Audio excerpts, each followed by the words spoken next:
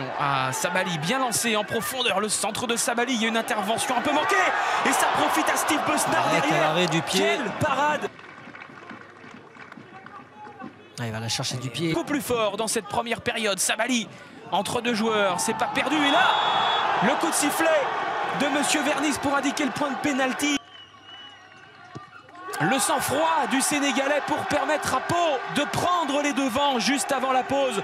Face à Dunkerque, le contre-pied de Gay est impeccable et ce sont les hommes de Bruno Irles qui logiquement vont basculer en tête à la fin de cette première période. Il s'est tiré avec beaucoup de sang-froid. Il s'est fait avoir par Scotty Sadzout.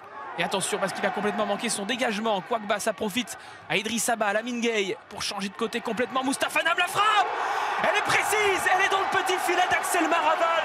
Et Pau prend 2 buts d'avance face à Dunkerque. Une belle action collective. Les passes se sont enchaînées aux abords de la surface de réparation derrière. C'est très précis pour finir l'action. Quelque chose est en train de se passer à Pau. Le contrôle pied droit, frappe pied gauche enchaîné, croisé au sol. Imparable hein, pour il peut rien faire. Maraval. Il peut rien faire. Deuxième chance pour Hicham Lab, le centre d'Hicham Lab, est-ce que ça sera un corner? Non, ça a été dégagé, mais mal dégagé, la frappe à l'arrivée et le but, l'ouverture du score pour l'US Avranches. Elle est signée de Pierre Magnon avec cette erreur monumentale en défense de QRM. Et les encouragements qui redoublent de plus belle. Attention, Mehdi Benedine, il est trouvé dans l'intervalle, il était un petit peu en retard. Bassalonné à l'arrivée, l'égalisation de QRM. Ce match démarre de façon complètement folle, ils n'ont pas hésité.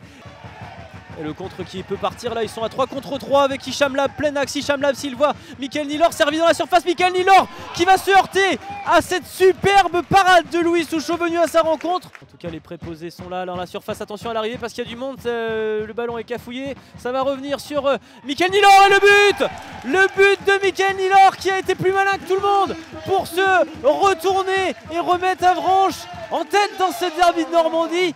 2-1 pour l'US Avranches et Mickaël Nilor qui vient célébrer avec son coach Fred Reculot. L'ouverture, attention, vers Moussa Gueye. Moussa Gueye avec le ballon à l'entrée de la surface, ça va frapper pour Kylian Sanson. L'égalisation de Queville ou en métropole. Il était rentré il y a quelques minutes et Kylian Sanson et il vient remettre QRM à flot. Yacine Bahassa qui s'emmène le ballon, qui évite 1-2 tacles, qui réussit. Yacine Bahassa à revenir à l'arrivée, il y a une tête et le but, ce match est complètement fou et c'est le capitaine qui marque ce but. Abdelmalek Mogdad qui a permuté, qu'il est désormais bien sûr côté droit, qui va essayer d'aller casser les lignes par sa puissance. Oh, Diallo, le bon contrôle, il va se retourner, il va frapper. Hop. Nouvelle alerte sur les buts de Chariot. C'est pas terminé avec désormais ces balles. De nouveau, Diallo, jeu en triangle vers Batista qui va ouvrir son pied. Hop. C'est pas passé loin à nouveau du cadre. Oh, Mehdi Chahiri, il a cassé les lignes, c'est chose faite. Mehdi Chahiri qui va décaler ses coups Baradji. Il va essayer de croiser sa frappe. Hop, c'est passé juste à côté. La tempête tout à l'heure, mais ça va mieux, heureusement. C'est bien tiré ça. Ouais, c'est deuxième poteau et c'est but. C'est l'ouverture du score d'entrée dès la première minute de jeu. C'est Andrew Young? Non, c'est Flo Le Joncourt. C'est Le Joncourt, deuxième poteau. Ouais. Le cercle de Bruges et l'AS Monaco. Le centre, l'égalisation pour l'AS Béziers. Début de match complètement fou ici à Guy Pierriou. Ouais, avec cette égalisation très rapide, Mathieu. Je crois que personne n'a touché. Ouais, il en a un petit peu trop fait sur ce coup-là. D'Eric Ozeille. La frappe d'Elaz. La barre possible. Pour la deuxième fois de la partie, Marouane Elaz. C'est un attaque-défense incroyable dans cette fin de match. Oui. Et le but, le deuxième but de l'US Concarneau. Le voilà, il était attendu depuis longtemps. Et il est signé Hassen Benali. peut faire que les appuis défensifs sont moins solides et moins exacts. Attention, on n'a pas sifflé avec Kebal à l'entrée de la surface de réparation. Kebal, le crochet, Kebal qui dribble et la frappe et l'ouverture du score pour cette équipe de Lyon-Duchère sur ce petit numéro de Kebal. On s'était arrêté de jouer du côté du FC Bastia Borgo. Récupéré par Hachi. Hachi qui percute avec Kebal. Hachi sur le côté gauche, complètement seul. Le centre d'Hachi dévié par Akane. Quelle parade de Milosavljevic. Ezikian qui percute. Il y a l'appel d'Hachi sur le côté. Ezikian qui va tout seul. Ezikian qui peut décaler Grain dans la surface de réparation. Et la parade de Milosavljevic va sûrement remettre les joueurs dans le sens de la marche. Non, il n'y a pas faute. Il n'y a pas faute de Grimaldi. Rouge, j'ai l'impression que c'est mauvais. Ouais, rouge, oui, rouge direct. Le carton rouge pour Grimaldi sur ce pied alors que il y a eu de l'engagement. Le pied n'était pas très haut.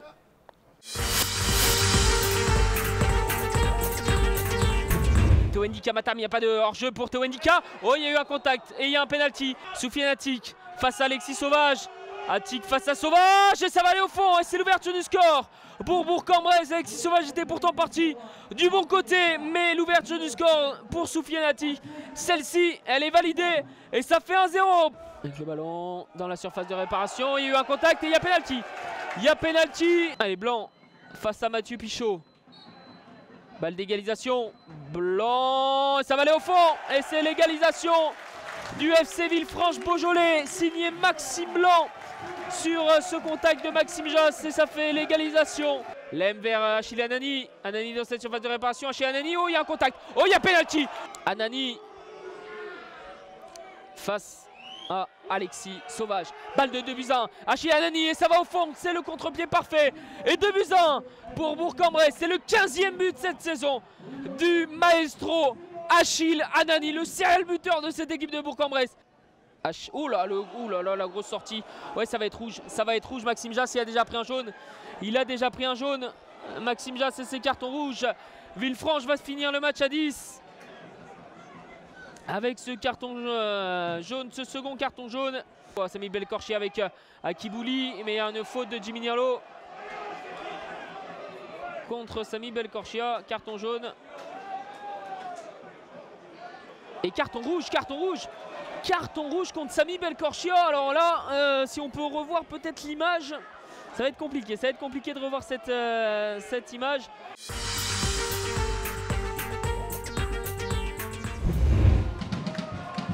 Voici attention ce ballon avec le vent qui est rentrant. Et ce ballon cafouillé. Oh, c'est pris à 2 fois. Balijon. Oh, quel arrêt réflexe, hein. Quel arrêt réflexe d'Arnaud Balijon. Attention, Rémi Duterte. Au premier poteau, attention, ce ballon qui rentre directement. Le but de Rémi Duterte, on vous l'a dit. Les 2 premiers ballons tirés de ce côté-là ont été extrêmement dangereux. Le 3e a été le bon. Allez, Guillaume Béguin pour tirer ce corner. Bien tiré. Le ballon s'est élevé, encore la tête, la parade de Balijon. Evan Joseph pour Noah Cadieux. Oh, bien joué. Bel appui pour Randall Colomwani. Colomwani face à Balijon. Et Randall Colomwani qui marque le 2e but de la soirée. Son 2e personnel cette saison. Quelle passe de Guillaume qui a des incursions dans la surface. Et le ballon sur le côté droit. Ce ballon de Lipini, la tête de Scott Kay. Voilà. Et l'égalisation, ou plutôt l'égalisation, la réduction de l'écart pour les joueurs d'Ajaccio, on vous l'a dit. Il y a du danger avec ce vent et la tête claquée. Attention avec Steve Chama dans la surface, il a été poussé. Et monsieur l'arbitre qui désigne le point de pénalty. Caramodino qui s'apprête à s'élancer, le voici qui s'élance, le pied gauche. Et qui trompe Arnaud Balijon pour inscrire le 3e but et redonner un petit peu d'air à ses couleurs. Tout à l'heure entre l'attaque et la défense, encore lui qui doit revenir défense, même si il y avait Pinot. Attention Randall Colomwani. Randall Colomwani qui marque le 4e but. La messe est dite ici à Boulogne.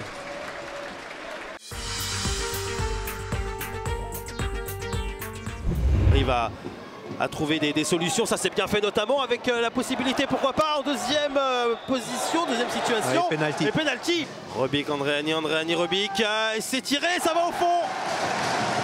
Le 8e but cette saison de la part d'Anthony Robic, celui qui peut permettre encore de rêver. Une fois, Victor Zvinka a voulu réessayer ce soir, même si une défense à 3, ça met du temps avant de bien se mettre. Attention parce que là il peut y avoir une possibilité. Ça va revenir derrière avec Nsouzi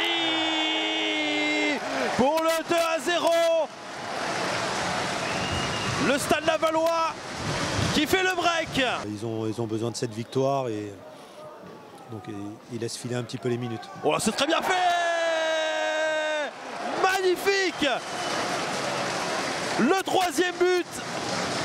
Et c'est signé du numéro 20, Sandy Nzuzi, le doublé. 6 défaites de suite et la dernière On victoire. va suivre cette action, pardon mon cher Martin, avec Kit Kofamfan qui retrouve Jebel. La frappe de Jebel et l'ouverture du score. L'ouverture du score avec ce but du capitaine Cholte Jebel. La très belle passe de Billy Kofamfan. Et ça fait 1-0 après un quart d'heure de jeu pour les Choletais. Et Adrien Pagerie dans la boîte, c'est mieux tiré ce coup-ci avec Jessin Seba. Et le deuxième but pour le SO Cholet avec ce but de Jessin Seba. Le coup franc déposé d'Adrien Pagerie sur le pied de Seba et ça fait 2-0. Côté droit, Sissoko qui transmet, c'est bien joué avec la frappe à présent et la réduction du score. Elle est signée Fedel Koumisti, 2-1 à présent. Le but qui revient petit à petit dans la partie, très belle construction. Est-ce que là, on va pouvoir récupérer le ballon du côté du Puy-en-Velay? Oui, effectivement, avec le centre, la frappe de El Koumisti et l'égalisation du Puy-en-Velay. Le doublé pour El Koumisti, 2 buts partout, tout est à refaire pour les deux équipes. Pour le latéral gauche, le coup franc, ça termine dedans. Mais quel coup franc! Quel coup franc! C'est Rocheteau. C'est Rocheteau, voilà, j'arrivais pas à trouver son nom. Oh là, le ballon qui fait un peu de yo-yo. Rocheteau qui est poussé dans la surface de réparation et c'est un penalty. La course d'élan avec Rocheteau, c'est en puissance et ça fait 4-2 pour Cholet. Le doublé signé Kevin Rocheteau. 4-2, penalty très bien tiré sur ce coup-là, à part d'Alpha Sissoko et là, grandes enjambées où là, on a été freiné du côté de Kevin Rocheteau, faute, indique monsieur l'arbitre. Le carton jaune, et oui c'est son 2e carton jaune, ce sera rouge pour Alpha Sissoko sur ce coup-là. C'était l'idée, exactement. Et là la Attention, mauvaise encore une transmission fois. avec Kevin Rocheteau en 1 contre 1, Kevin Rocheteau pour le triplé, Kevin Rocheteau la frappe et le triplé, le voilà. Kevin Rocheteau qui met un coup derrière la tête au pono, ça fait donc 5-2. Corner là, parce que ça pourrait aussi venir des airs. C'est tiré au point de pénalty, c'est dévié avec Doumbia et Doumbia qui a inscrit le 6e but. Choletais ce soir, Doumbia la déviation sur un corner très bien tiré, mal dégagé par la défense ponote, ça fait 6-2.